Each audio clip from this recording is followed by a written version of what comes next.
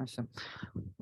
With that, good evening, folks, once again, and I'll hand over to Prasun and Animesh without any delay. Over to you guys. Yeah, hello. Good evening, everyone. So my name is Animesh Raje, and along with me, I have my colleague Prasun. So both of us will be continuing where we left on this book called the Lean Product Playbook, and it is authored by Dan Olsen. What we have done is I'm going to share my screen real quick so that you're able to see what I am presenting. So somebody please give me a heads up if you are able to see my screen. Yes, sir. Perfect. All right. So, and you can see the playbook, right? The mind map. Yes. Okay. Thank you. Usually it gives a red box on the screen that is being presented, but I don't see here. A little bit different as far as the Zoom presentation style is concerned. But are you able to see that, or are you able to see the WhatsApp? Prasun, Vijay, you're on mute. There is no red box, Nimish, but we can see your screen. Perfect. All right. I don't know what I just wanted to be sure what I'm presenting. So first of all, this is a very interesting book. So interesting that I bought 3 copies of it, one on Audible, one on Kindle, and one at the physical book. Wow. And I got cheated. So if you're ordering from Amazon, please know that there are a lot of false publishers or false sellers who will sell you second copy or pirated copy. So this is a pirated copy. It has horrible printing and it also has horrible diagrams, and they are selling it very expensive. What we have done is we have tried to capture these concepts, the content of this book into this mind map. Last time we had shared the link of this mind map with you for you to be able to reference it. And for those of you who do not have the link, we will share the link once again with you towards the end of the presentation. The reason why we are not sending it right now is because it might create confusion with the mind map, and it might move things around here. So that's why we want to be a little careful. So this book is categorized into 3 parts. The first is about core concepts that we have already covered. Prasun took us through the core concepts. The second is the lean product process. And the third one is building and optimizing your product. How do you actually build and optimize the product? Okay, so the first, the core concepts has 2 important chapters. And the second part of the book has about say 9 chapters, which talk about determining your target customer, starting with one process at a time, and going towards an end-to-end lean product case study. What we are going to look at today is from chapter number 8 to chapter number 11. Until chapter number 7, we have already covered. For those of you who must have missed it, I'm sure the recording is available for you. Vijay, you can confirm if we still have the recording, but you can always go and check out the recording, right? So today we are. Prasun, were you saying something? Yeah. No, go ahead. Okay. So I'm going to zoom into this section to give you a better view of what we are going to talk about today. Right. So today we are going to look at chapter number 8, which is apply the principles of great UX design. So what makes it to a great UX design?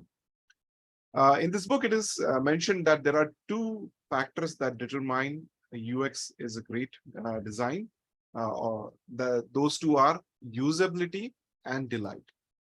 Now, usability is tested by asking the questions, can customers use the product? Whereas delight is tested by answering this question, which is, do customers enjoy using the product? Okay, these 2 questions, if they are answered in a well fashion, it makes it to a great UX design. Right? So what all things are considered as far as usability is concerned? Okay. So Dan Olsen talks about a law that he created, which he calls Olsen's law of usability. What is it? Is he says that when you observe an user, and if the user is feeling tired or is getting occupied by using your product, there are two ways of measuring whether or not that will continue or it will attract new users. So the more user efforts that are required to take an action, the lower the percentage of users who will take that action, right? So if you make a user take more actions, there is less possibility that more users will be attracted to it or use it. Whereas the less effort, the less user effort required, the higher the percentage of users who will take that action. As simple as that. So the more you struggle with using the product, the lesser advantage it has as far as attracting users is concerned. Whereas what is about delight, what is UX delight, is the product aesthetic? Does it have an aesthetic appeal? Is it simple to use, or is it too cumbersome to understand and use? Does it have any dynamic response? For example, you know this rubber band scroll on iOS, wherein you get very fidgety, you get excited when you reach to the end of the page. It gives you that rubber band effect, wherein it bounces if you try to scroll it further down.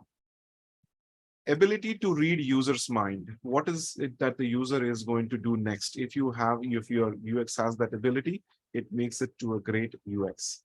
And surprise is also a great component of user delight, because if you keep on building the suspense, if you keep on keeping the user curious, it is going to have high chances of creating a good user delight. I'm going to go over, I'm going to power through some of these sections because we have a lot to cover. But if something that is not making sense, please feel free to stop me. We are a very small group here, so we can always have the conversation. In this, he comes up with a very interesting iceberg, which is the UX iceberg. And what Dan mentions is that what we see is only the tip of the iceberg, which is always true with any iceberg. There is a lot that doesn't meet our eyes. And that is what forms the structure of any good UX. And the three layers that he specifically mentions that are not visible are the interaction design layer, the information architecture, and the conceptual design. Now, what is conceptual design? So conceptual design is something that forms the base of the UX iceberg. And this is what resonates with how customers think. He has given a very interesting example here, and that is of the Uber service. So when Uber came up with their application, they came up with a very interesting feature wherein it talked about how many cars are waiting for you at a particular location, or how long is it going to take for a car to reach you if you book it right now. Now that was very appealing. So that resonates with what the frustration the user has in his or her mind. And that is based on what kind of user research that you do. How far do you go with your research? How do you do customer profiling, customer segmentation, and how do you create personas? So that forms the conceptual design. But there is something that also is really important, is the interaction design, which determines how user and product interact with each other. Okay? So these things are usually determined by having a flow chart. This is the first level of interaction. You go from this place to that. If this satisfies the condition, then go here. If not, go there. And one example that is given here is of a tax filing website. What happens is initially, whenever the websites came with online tax filing, they came up with huge forms that the customers had to fill. And it used to be really tiring for them to go through all those 100, 150 fields. Instead, what this, and I forget the name of this company that came up with this website, is interaction based, in which it directs and navigates the user into the next section and giving that person visual cues of how much it is remaining and what is the next step he or she needs to take. So that is how you have an interaction design, which is not just the UX, but also how is the experience of you using it. The third is the architecture information, which defines how information and functionality of a product should be structured. Some examples, an example could be a sitemap, which gives you a systems view of the entire architecture and your application. And the last, which is more appealing to us, is the visual design, which if you want to say it in plain Hindi, jo dikhta hai wo bikta hai, right? What you see is what you can sell. So your UX should ease a user's experience to use your product. It should be an enabler to make the person use. And that's where he mentions in this is the customer or the user goes into a state of flow, wherein the person is flowing with your application, the ease of your application usage, right? And what is more appealing here could be the kind of color you choose, or typography, the kind of fonts you use, or even if you can induce humor using graphics, right? So those could be some interesting things. Like we see if there is a wait time on a web page that might take time to load, there is a funny GIF that pops up, which keeps you interested and also keeps you curious about what is going to load next. Right? So those are the types of, or the components of visual design. In this, Dan also talks about certain design principles, which if we go into details, probably they might consume the entire hour.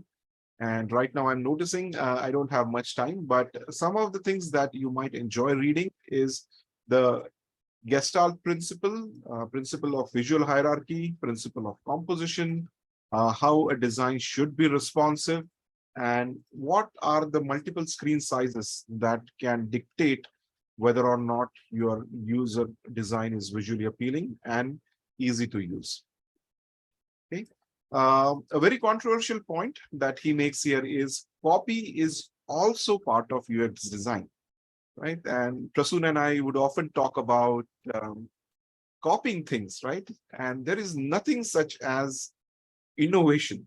Okay, we have either taken it from somewhere, or it is an idea that we have built at looking at something. There is also a very interesting book which says "Steal like an artist," wherein everybody who is an artist has stolen that idea, maybe not in the exact form, but from some form from someone else, and which is okay. So, which is perfectly okay, as long as you give credit and as long as you are not stealing everything and not causing that person to lose their bread and butter. Okay, so that is about the UX design chapter. The next one that we are going to go into is test your MVP with customers. Now, this is how you are going to start testing your product, the minimum viable product with your customers. And what are important things to test in your application is how many customers to test with, right? What is the ballpark figure you're going to come up with testing your application or your MVP? How are you going to test it? Is it going to be in-person testing? Are you going to use remote, unmoderated testing, wherein you are just observing this person? Or how would you even recruit customers in target segment, right? How would you encourage people to be part of your pilot testers? So one example that is given here is Starbucks. So when Starbucks was testing its application, it started testing it on its own employees that they would recruit. So the product as well as their software, they would test on their own employees. A few testing approaches that are mentioned that stood out to me is qualitative testing. What is qualitative testing? Is gathering testing details from a small group of users. And the second is quantitative testing, wherein you gather the aggregate of testing from a large set of users. Both of them are going to give you different results, right? If you want to test the quality, a very small number of people have tested. But if you want to see whether or not that's scalable, or you want to see if it resonates with a larger audience, then do it with a large group and aggregate the results of testing. Do you feel the pain of your users, right? So if you feel the pain, let feel it for a little longer, right? You want to understand how painful it is for your users to use your product. So bite the tongue if you feel like advising what next step to do, or if you feel like showing them or helping them. Make it painful as possible. Let them test on their own. If your product has a great UX, then probably it is not going to be painful, but you want to understand how painful it is. So do not help the user while they are testing the product, no matter how painful it is. You can be wall on the fly, as if you are not even watching, right? You are just looking at the screen and let the user test it. Nobody's watching. And the most important thing is refrain from justifying why certain things are in certain way, right? Don't try to explain why you did this, because you want to understand whether or not the product is, the user is able to use it, right? So don't go and feed your thought, or don't try to give explanation. You know why this button is here and not here, and you know why did we keep a button click instead of having it automatically rendered. So don't do that, because then you are going to fail. You're not going to get good testing results. The next section that is very important, which I found very important, was, and what I believe is, and Prasun and I even were having a conversation, that this might be the first book that came out in market, or one of the first books that came out in the market. And after that, a lot of authors took topics out of this and they published their own books, like Melissa Perry's Escaping the Build Trap, or Teresa Torres's Continuous Discovery Habits, and many such books, right? But this is the first book that ever came into the market. So so this questions about how to ask good questions was of particular importance, or it stood out to me. So what Dan mentions about is, whenever you're having interaction with your users, try to choose your questions wisely. He categorizes the questions into two. One is the open-ended questions, and the other is close-ended questions. Now, just to break the monotone or monologue here, I'm going to invite participation. So what do you understand by an open-ended question? And what do you understand by a close-ended question? Would anyone like to answer?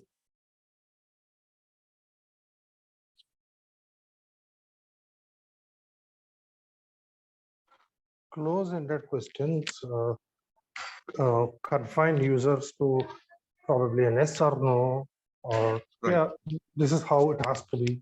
I think it is this way. Do you also think this way, right? That's the kind Right. of question. You're leading them to one particular solution. Rather, instead, open-ended explores the other person's mind as well, or rather, Absolutely. opens up other person's mind, and they explore together more options. Absolutely. 100% correct, Murli. So open-ended questions are questions that explore more options. It tries to understand more. And close-ended questions are usually followed by an answer with an yes or a no.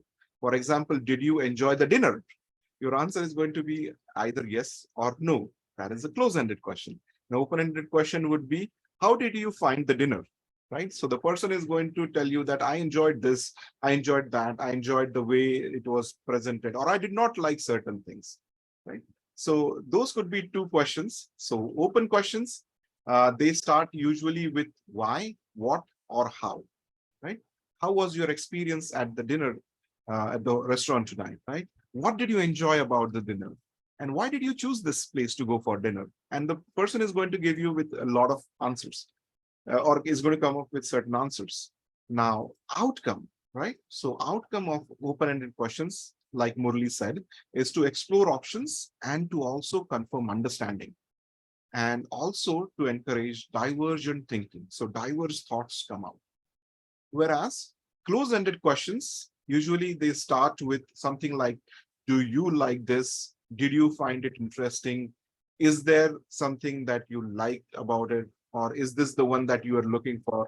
Are you convinced? right? Would you like to come to a restaurant again? So these kind of questions, they also confirm your understanding, but then you are confirming what you know, and you are putting a blind eye on what is the other person thinking. Right? So the outcome here is to promote convergent thinking, because if you diverge too much, then you are not going to come up with a conclusive ending. So you diverge and then you converge onto certain options, right? So you can use these two questions wisely. So not that close-ended questions are bad, but just try and understand when you want to use open-ended questions versus close-ended questions. Right? So that stood out to me from this chapter. And then the chapter number 9 is this talks about this build, measure, learn, loop. Right? It is a little different than plan, do, check, and act. It is something that you have as an hypothesis. You come up with an hypothesis and you want to test it. So you design your solution, you test it, and you learn from it. So you build having something which you can test with the customers. What you are going to measure is you are going to have some numerical data. Not always does measure have to be quantitative, right? Sometimes your measure could be also qualitative. But what you learn is there are two steps in your learning. The first step is that you learn new things from the results of the first test. And in the second step, you use what you learn to modify the hypothesis. And you keep on building on this in this loop. Right. So an example here is given on sorry. So some of the things that you can test in wave 1, wave 2, wave 3, and wave 4. You can look at this diagram, and there are various components that are getting tested: feature set, UX design, and even messaging, right? Did your user understand what you are trying to convey? How do you know whether you want to persevere or you want to pivot? So pivot is when you change one of your main hypothesis. That is when you want to pivot into trying something new. And if you want to persevere, you want to continue building on the same idea, then you can make little or no changes or smaller changes to your iterations. Right? How do you decide whether you want to pursue a pilot? Well, how much cash do you have in your bank, and how much time do you have on the clock? Right? At some point in time, you will have to put your foot down and you would have to pivot, or you would have to call, this is where I'm going to stop. But if you have a lot of cash, you have a lot of time, probably you can keep on pursuing, right? You can keep on making the changes. Right? So that is a little bit about the 8th chapter, which is how to iterate, pivot to improve product market fit. The last chapter in the section is an end-to-end lean product case study. What happens in this chapter is there is a case study of this company called marketingreport.com, and it applies all the things that we have studied so far and how were they able to test. So first thing what they did was they had a problem to solve. Now, what was the problem? If you remember, we talked about the problem space and the solution space, right? So the problem was unsolicited coupons being coupons because of database that suggests you have something. Now, we don't usually get coupons here, so it might be a little difficult to relate. But what happens in other countries, European or Western countries, is that there are a lot of coupons that these companies send you, which have discount codes or which have some incentives that would incentivize you to either buy the product or at least go to that shop.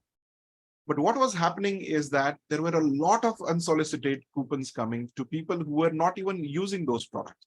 For example, people who did not have dogs or any pets, they were getting coupons on pet foods or promoting having pets at their home.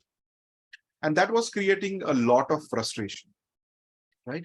So what marketing report came up with is that all the publicly available data that is there, it was giving users the ability to go and modify their own data. so that they can select what kind of coupons are coming to them, and they can get away with some unsolicited coupons, because there used to be a pile load of things that would get dumped into their mailbox, and it was very difficult for them to segregate and find something that was actually of use to them. And how they did was they applied all the steps to lean product development, the 5 steps that we have seen so far. Right. So the first one is to determine target customers, identify unserved needs, define your value proposition, specify your MVP feature set, create your MVP prototype, and last one is test with MVP with your customers. So determining the target customers. Now they were very sure how they are going to determine their target set of customers. They didn't narrow target market hypothesis any further than mainstream customers. They only considered mainstream customers. They didn't go into very specific about which area, which location they want to do, or what is the age group. They were sure about what are the kind of customers we want to target, right? The target customers clarity to be gained over time. And they knew that with time, we are going to understand more about our customers. As customers start using our website, we will get to know their demographics. We'll get to know more about them. So they try to understand what are the unserved needs. So they could figure out 5 main customer benefits. That is, they could help people save money by understanding the saving offers, reduce irrelevant junk emails or mails that would come as physical, insights into spending behavior. Now, this is going to give them insights into how people are spending, and meet and interact with people with similar shopping preferences. Right now, customers, they would create a social networking platform for customers wherein they could meet and interact with other people who have the same shopping choices. For example, some of them might want to deal with modified cars. Now they are going to meet with people who are also into that business, and they would make them meet. And last is earn money by giving permission to sell marketing related data. Now that could also be a good incentive, right? So if I'm able to sell my marketing related data and not my personal data, I'm going to be offered some monetary benefits, and it is also going to serve the company's purpose. So those were the 5 main customer benefits that they came up with to offer them. And then they found out the problem space, that is reduce the junk emails, save trees, right? You can save trees because people who are very, very environmental friendly, they don't like wasting paper and all. Right. I remember Amit is very particular about not using paper cups or bringing his own water bottles wherever he goes. He treks into mountains, and he knows what human beings are capable of destroying this very beautiful nature that we live in. Right. And find out what they know about me, save money on purchases, meet and interact with people. Right. So that was about defining the value proposition. Again, the problem space and the solution space, they came up with something really interesting about marketing shield, how you can shield yourself from unsolicited marketing calls and other things. So you create a good cordon around you so that you are safe. And some of them could be marketing saver also. Okay. So they created your MVP prototype.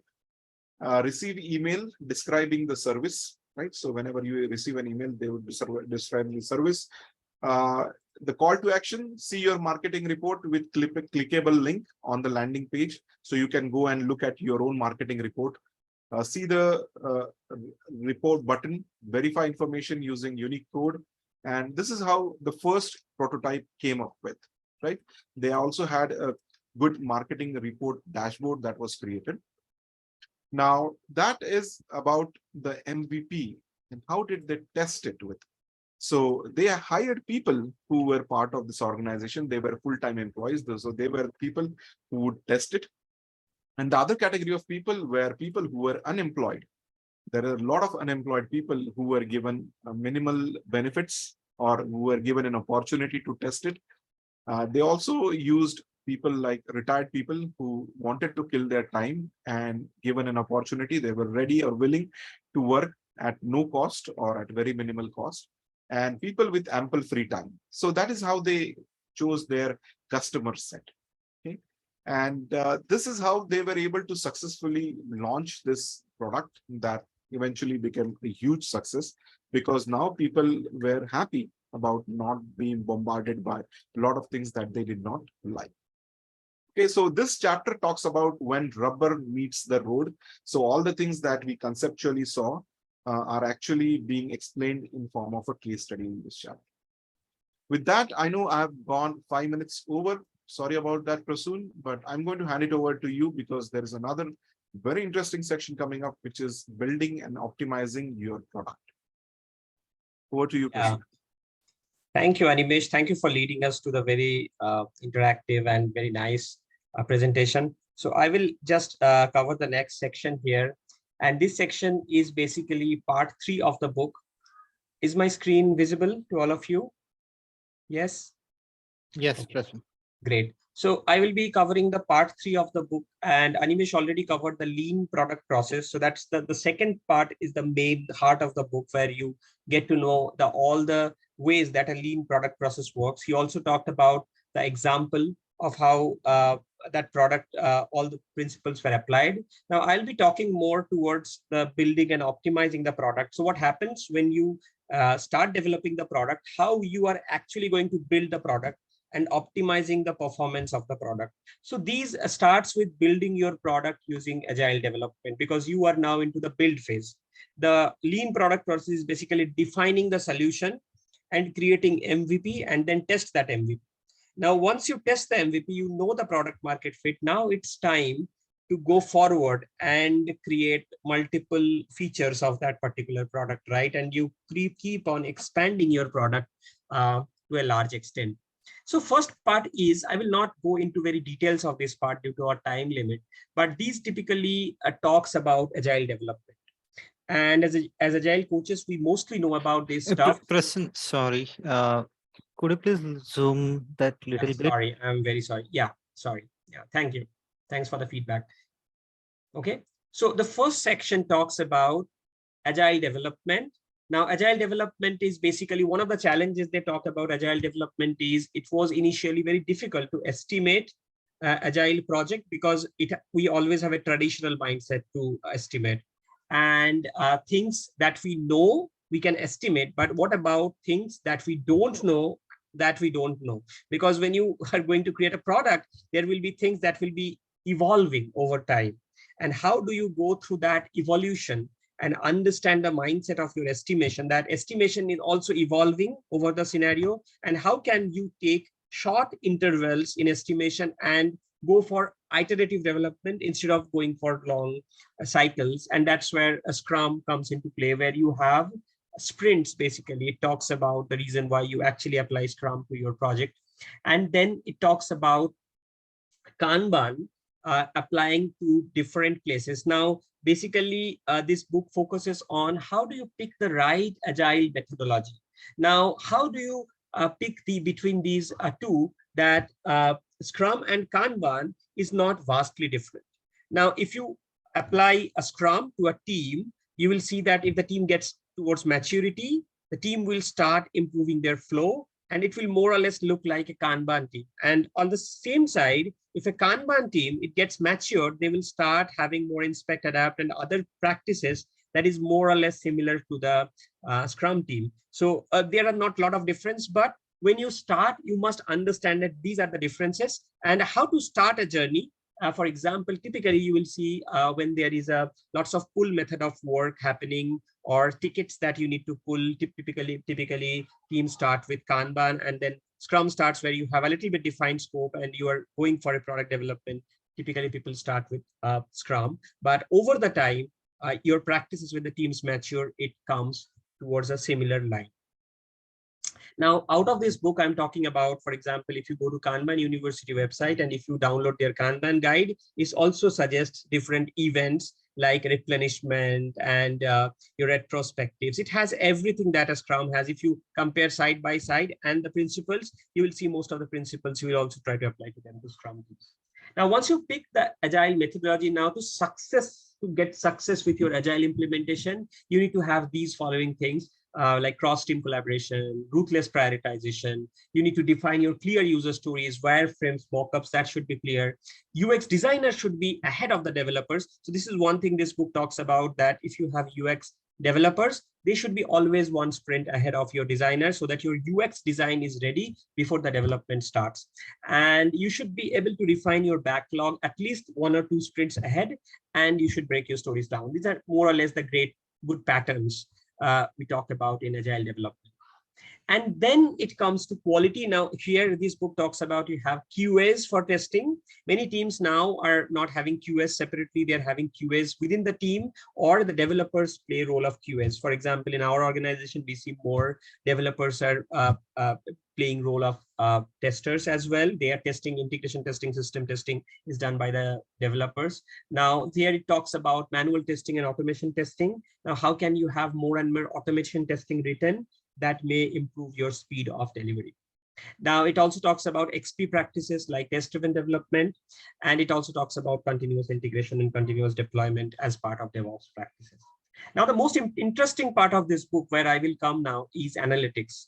Now, once you start developing with your agile frameworks, now analytics is something, it helps you to know that what's going on.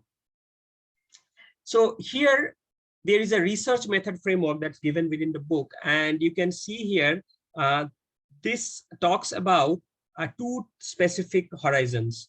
One is attitudinal behaviors, and then second is the behavioral part. Now, and then on the lower bottom, on the x-axis, you can see qualitative and quantitative type of approach. Now, if you see about user interviews, you will see it's more qualitative approach and attitudinal approach. We'll go into that a little bit to make you understand. Now, attitudinal information is typically what customers say about their attitudes and opinions. For example, if you ask a customer to say that, okay, here is a login screen and there is a login button, will you click on that? If they say yes, that's an attitude. They say that, okay, probably I will go do this. Now, your user interviews and your you have basically 2 kind of differences here under the attitudinal information. As per the graph, you can also see here, one is qualitative and one is quantitative. So your user interviews and surveys, so user interviews falls towards qualitative information, where you ask questions to your users. It's not quantitative. You don't have any numbers associated, rather you know users' point of view. But qualitative informations are typically surveys, where you actually get more quantitative information there. Now, typically you can see here surveys and user interviews. Now, when you basically go for surveys, there are a way of taking surveys through NPS, that is called Net Promoter Score. And so one of the ways they say that if you launch a survey and if you ask a question that what happens if this product is not in the market, okay, and then you take a survey on that question, that what happens if tomorrow we stop this product, what will be your feeling about it? Now, there are different satisfaction scores. For example, I'll not bother, I'll be okay, I'll be satisfied, I'll be dissatisfied, or I'll be extremely dissatisfied. So they have seen that if there is a scoring of 40% of more users saying they will be extremely disappointed if the product is not in the market, then typically you will be getting a good product market fit for that product. That means users love your product so much that they cannot get rid of it. They have kind of get a hook of that particular product. For example, if tomorrow YouTube says that we'll be out of market, what you'll do? So what will be your rating? And you'll say, oh, I'm extremely dissatisfied by that. So now behavioral information. So this is about attitudes, right? That what users says that they will do. Behaviors are that thing that actually users will actually do. And many times that differs from what they say that they will do. Now, if you think about qualitative information here, now here you can go inside and go into the usability testing part. So here you can ask your users and give a task to them to say that, okay, can you go through this particular path and see it's working for you or not? Like Animesh said, that you don't actually direct your users or let them feel their pain. Now, this is the part where you go for, this is the qualitative part where you you know that why they do what they do, and you actually know how they discover your options for your product. So you can also use discovery questions here with your users to understand more on their usability patterns. The second part is quantitative. Now, this quantitative part is, it's very important to understand actual behaviors of the users, where you want to know that how do I quantify the behavior? How do I know that how my users will actually behave when the product is live? Now, this is where the two popular methods are given in this book. One is A/B testing and one is analytics. Now, A/B testing is, we talked about A/B testing. A/B testing is basically putting out multiple versions of the same product online, and then ask users to say that which versions they like more, and you will see that which traffic, like the web traffic, is flowing towards which version. Based on that, you can take a decision which version people are actually clicking more. So that's A/B testing. Analytics, on the other hand, is you have already a product into your online, and here you are going to basically measure some metrics to measure the user's behavior. Now, typically the major elements for analytics are, now these are the standard set of metrics that typically many companies capture these days. One is conversion rate. Now, conversion rate is basically how many percentage of our prospects that come to our website actually sign up as a customer. So you see an ad, you click on that, but you don't sign up. So that is not counted here. Lower conversion rate can tell you to do more usability tests and A/B tests. So if you see that prospects are coming to your website, but not clicking the link or going out, then it's a time to have more usability tests and A/B tests to understand why people are not going inside that particular sign up option. Second is acquisition. Now, acquisition is how many prospects are actually new visitors our marketing programs are driving into our website. Now, for example, you are running ads through Google web campaigns, or you are running ads to different campaigns, right? At that point of time, this is very important to know the acquisition rate. Then retention rate. Retention is actually what percentage of our customers remain active over time. For example, you download one app, and how many times you actually go into the app and how much you remain active, and then how much revenue or money your customers generate or help you to generate. So actually how much revenue your app or product is making. So these are the four key major metrics that analytics basically helps you to understand. Now there is a case study here on Intuit. So Intuit was it was going well, and they had a product on, I think, tax product, and they had an issue of conversion rate. The conversion rate means that people are coming, but they are not signing up. Now, analytics told them that how many prospects are actually dropping.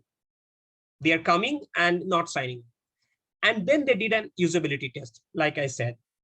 And they did an A/B test as well. So they understood that while they were doing the usability test, they understood that users' behavior for the biggest problems they could not get, because the design was not user-friendly, and they had several UX design issues, but that users were like getting frustrated and dropping off. So they corrected those issues, and then they had a 40% improvement of the conversion rate.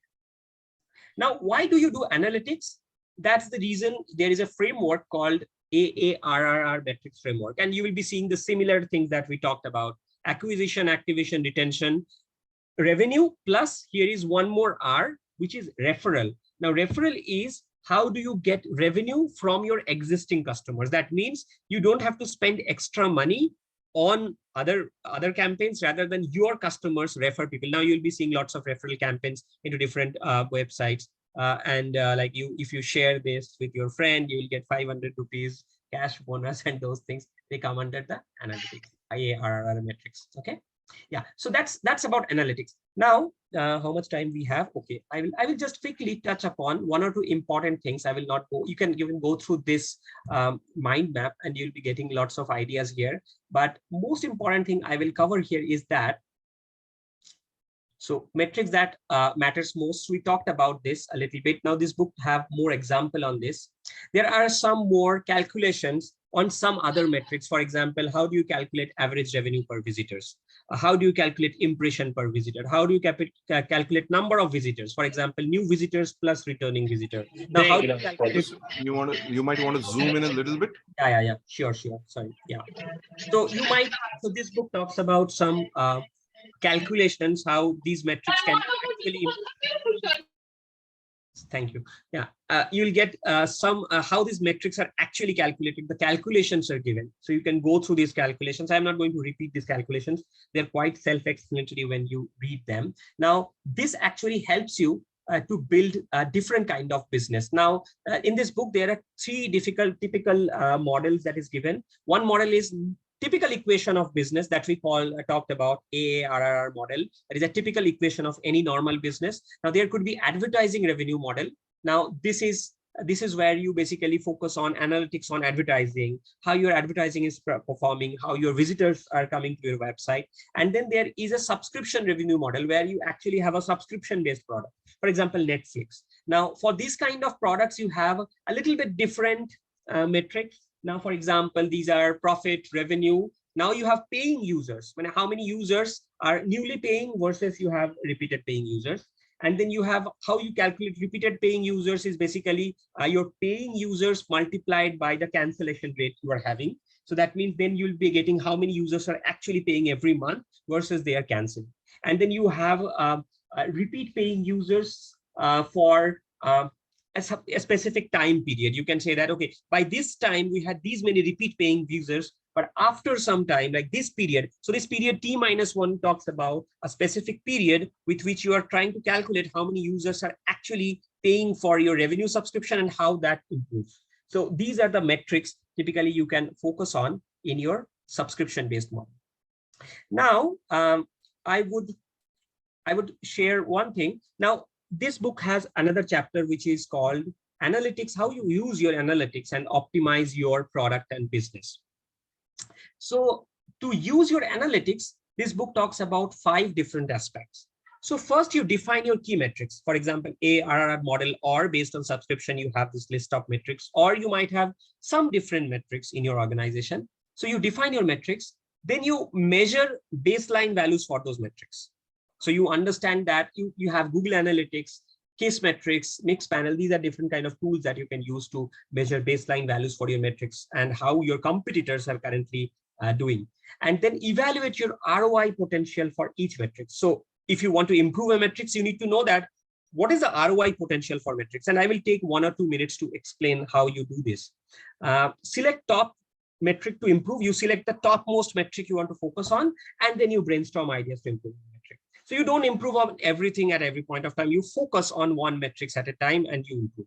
Now, to do this, you must avoid a local maximum. A local maximum is when you are basically having a set of metrics and you try to improve it. And at one point of time, you see that, oh, I cannot improve these metrics anymore. We are at the roof and it is very difficult to improve from this level. So at this point of time, you need to think beyond. Probably we are missing out, we are getting local, and we need to focus on something else. For example, Google, they A/B tested 41 different shades of blue for a particular toolbar to see which color resulted in the highest click-through rate. Now this you can imagine, right? To avoid that maximum local. Now they did not stop on that. Now, if you find out the blue bar and if you stop on that, that is again a local maximum. So what you can try next is that, are you doing the same with different message, images, page layouts, so forth? So you have multiple options of A/B testing available. So if we think that this is the maximum, probably there are more opportunities we need to think on. So this book talks about beware of that local maximum. Now, I will just talk about this one at Friendster. Now, this is a case study in this book about how you use your analytics to move forward. Now, so here they had this different kind of metrics, like percentage of users sending invites, average number of invites sent, okay, invite click-through rate. So they had these kind of different metrics. So they started evaluating ROI potential of each metric. Now, this is where I will ask you to think. So for example, this was the rate. So they saw that the registration conversation rate, I mean, the people who are coming to the site versus registering, that is the conversion rate, right? So that conversion rate has a scale of 85%. That means they saw that the people who are coming to the website, 85% of them actually registered. Now they had another metrics, percentage of users sending invitation. So this is where they saw that there are lots of opportunities because only 15% of users are currently sending invitation to another user. Okay. And then the third parameter was average number of invites sent per user was 2.3 invites per user. Now I will ask you this question, right? Which of the analytics key or metrics you think should you focus on out of these three? Should you focus on registration conversation rate or percent users sending invite or average number of invites sent per user from this data? Any thoughts? So where do you see the maximum potential of improvement?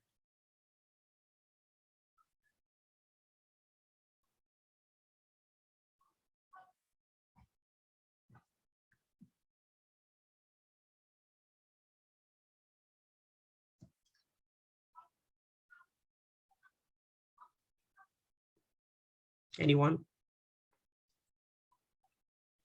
So you can see registration conversation rate has a current scale of 85%, right? So you can improve it till only 15%, whatever you try. I think the middle one, I think it is the percent user sending invitation. Yeah, so percent user sending invitation current scale is 15%. So you can improve at least 85% there. There is a large scale. Okay, so you might pick the second one, but there is a catch. So the catch here is that the metrics might tell you a story that you might be intuitive to pick the second one, which Murli talked about, absolutely correct.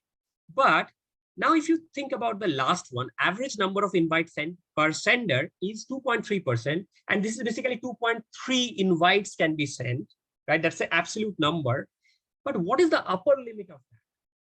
We don't know because it's not a percentage.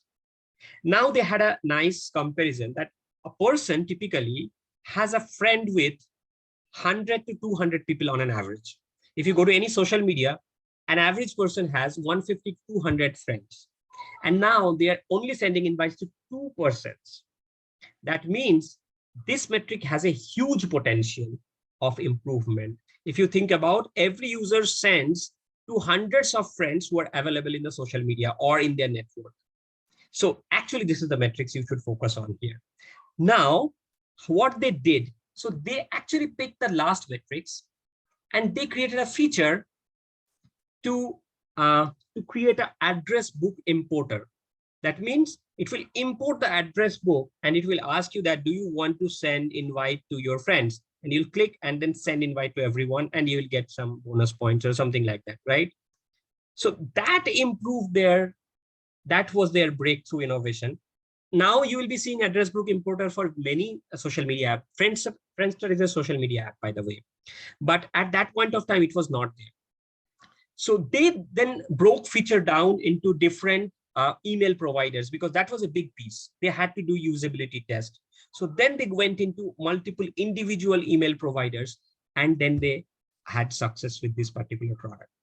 Okay, so that's how analytics helps us to think beyond what we can see or what we can know. Okay, and then they did A/B testing for the product. Now you might be curious to know where A/B testing is used. Netflix, that is the company. So when they were asked that, how often do you do A/B testing? They said all the time. Netflix does A/B testing all the time. They keep on doing it. We unknowingly are part of their A/B testing. Okay, at the end, I will not take more than 1 or 2 minutes. There are 10 tips in this book that is listed as a good lean product mindset building tips. So these 10 tips are having a point of view, but stay open. That means you might have a point of view, but look at data and stay open to change your point of view. Don't be rigid or don't be too loose, right? Articulate your hypothesis, write it down. So that means whenever you do customer interviews, whenever you do UX testing, articulate your hypothesis and understand what are your assumptions. Prioritize. See my screen, Vijay, is it visible? Yeah. Okay. Prioritize ruthlessly means when you prioritize, you focus on one thing and then you eliminate everything. So that means like this matrix as an example. Keep your scope small, but very much focused. For example, they only built that email invite feature for only one email client like Yahoo at that point of time. Now, talk to your customers. Test before you build. Avoid the local maximum. So you will be reaching roof and you will see that, oh, I cannot improve anymore. Try out your promising tools and techniques, and don't stick to tools that your team is comfortable with. For example, we have a technology and we will build product in that technology versus what are the new technologies that will basically make this product more sustainable. So do reverse and ensure your team has the right skills. Now for software products, they have listed some of the skills like product management, UX research, interaction design, visual design, copywriting, agile development, front-end coding, back-end coding, QA, DevOps, and analytics. These are the elite team skills. And cultivate your team's collaboration through your interaction designing, visual designing, development, working in collaboration. It's like a game. They said it's like a basketball game where you pass the ball from the product manager to the interaction designer, visual designer, and developer finally scores the ball. Okay. So that's about the 10 tips this book at the end summarizes. I had a great read about this book. This is an excellent book. I would recommend everyone to read this book at least once and then learn more. So in this short time, whatever we could summarize, we tried to do it, but it's very difficult to summarize this book in short time. So I would request everyone to read this book. But probably our goal was not to get you all the information, rather than give you a little bit interest on this book and looking forward into these topics. Thank you so much. Yeah, over to you, Vijay. Thank you so much, Prasun and Animesh.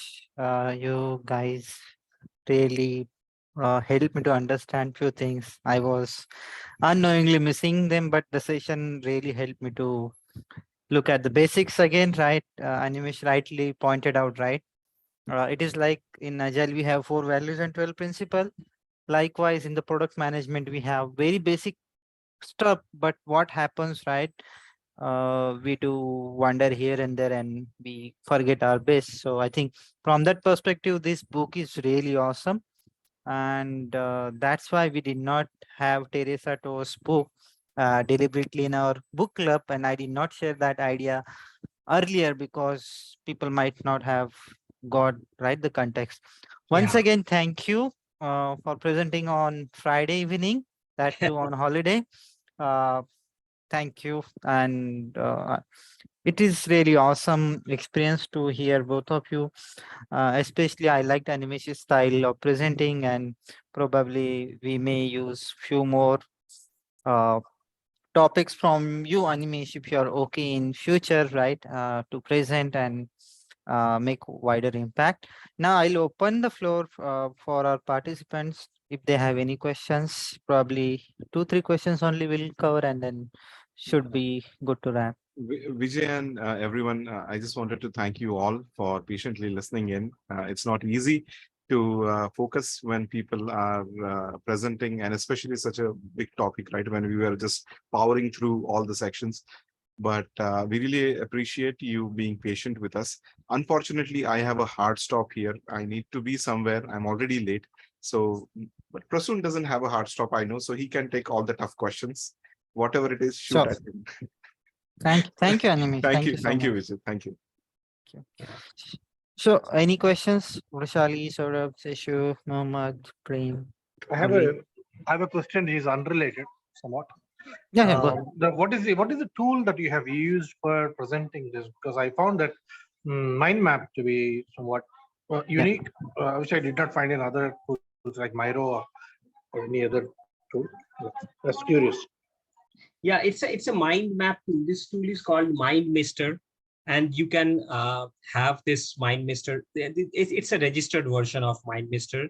So you can go and you can create mind maps, but there are also other mapping tools also available. Now, if you go to internet and search with mind mapping tools, you will get a list of tools and you can choose from those tools. Tools are pretty easy to use, and they help you to basically create a mind map. And when you read something, when I typically read some books or other articles, I can create chapter wise mind map, from that particular book that helps me to relate the topics a little bit well. Thanks for asking that question.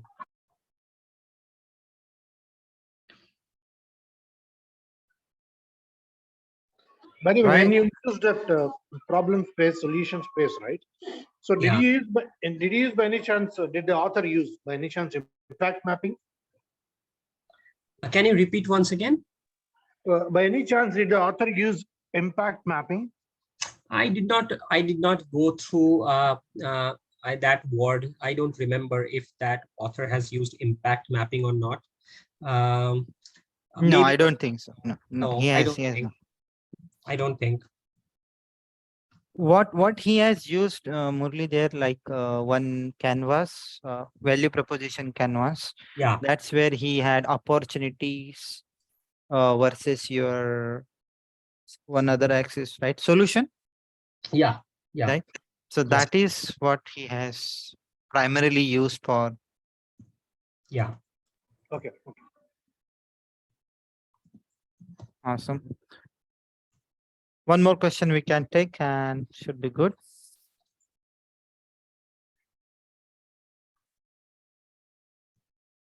Hey, hi, this is Prem here. Yeah, go ahead, Prem. Yeah, sorry, I missed a few sessions earlier, and this session also I got occupied. Is there a YouTube recording, or is there a way where I can see all your previous content presentations? Yes, yes. We Uh-huh. have all the recordings. So Prem, if you can just ping me or LinkedIn, or if you have my contact, I can add you in. There is a WhatsApp group. So you will get all the details. And also we have something called as Trello board, where we Uh-huh. have documented everything. Like the book soft copies are also there. Their presentation from the presenters is also attached there against each topic that is getting presented. And then we also have recordings on YouTube available. So you have all the Fantastic, resources. Vijay. Fantastic. Yeah. Can you put the WhatsApp link here so that I can try to join from this? Or you want me to give your my number so that you can add me there? Sure, sure. No problem, Prem.